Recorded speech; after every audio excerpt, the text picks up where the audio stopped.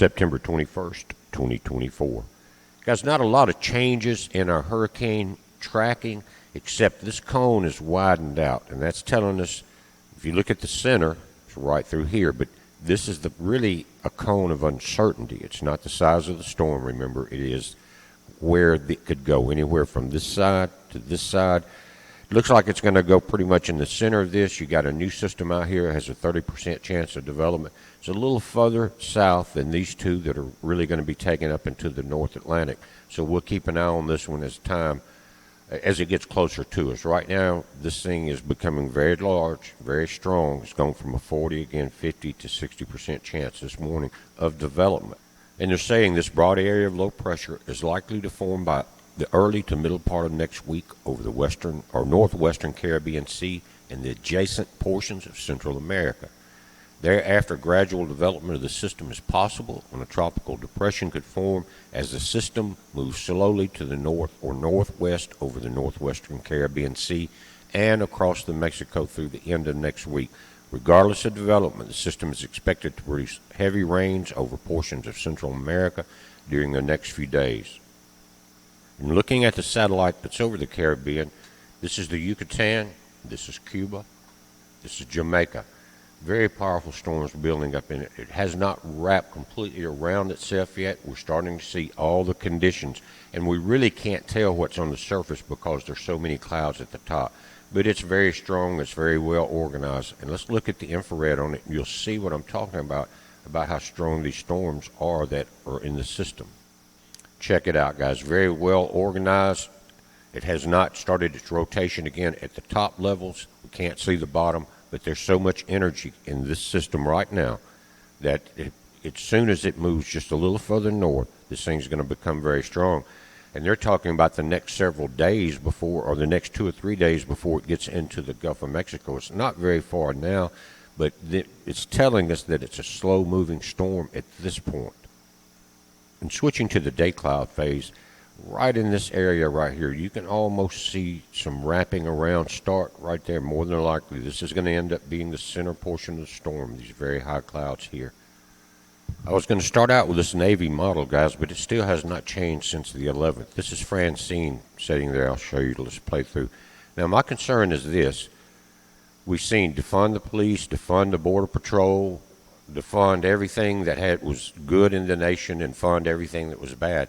Are we starting to really see some tightening as far as what the government is allowing us, which the Navy is part of our government, is allowing us to see? And what states will be affected by the storm, or any of these storms in this area? Every one of them are red, every state in this area. Not saying that's why they're not showing us anything, or that maybe they've been defunded, or they've been told to stand down. We're going to put a very strong hurricane into the Gulf. Don't even talk about it yet. Now, let's take a look at the Canadian model. I think Justin Trudeau is in so much trouble, they're trying to evict him out of the office right now. He's afraid to defund anything, maybe.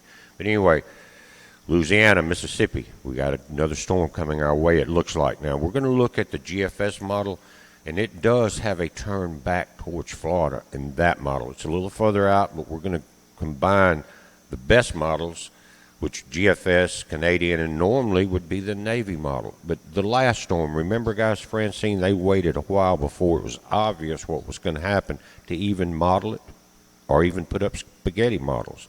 Now, as soon as they name this storm, they will start coming up with those spaghetti models and the coordinates that we can use to put our own information on the map itself. But again, I don't know what's going on. I've been doing this on YouTube for 12 years, but since I was a kid in 1964-65 season, when I saw the damage Betsy did to New Orleans and down the Mississippi River through the Beersport, Suffolk, all of that area, guys, I've watched every one. I've never seen anybody back out of a situation like this. But let me back up myself. These models didn't exist then, but they do now. So what's going on? Don't know. Now, the GFS model, what they're showing is a break in the high pressure along the East Coast. That's not the storm. That's one coming later. But the GFS goes out a little further in time, and it becomes less reliable because the models change. But here, Watch this break right there. See that green? That's a break in the high pressure. It's going to follow it according to the GFS. And Florida, you're going to take this storm. That's another one coming again, one out here. Watch it one more time. We'll look at some of the timing on this too. We're starting to get it to form here. That's the 26th of September. Step this thing forward. 27th.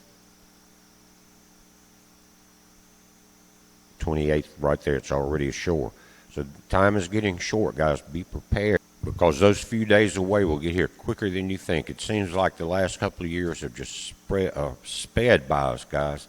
I guess that just comes with age, but everything is moving very quickly. It's not time to put your guard down. It may not be a good time to fly down to Yucatan. It may not be a good time to plan a big beach vacation anywhere along this area during that time. More than likely, if the size of this thing that the models are showing, if that comes about, there's going to be a lot of evacuations, I'm sure. We're watching it, guys. We're watching it very closely. Don't think we're not. It's a heads up. Be safe.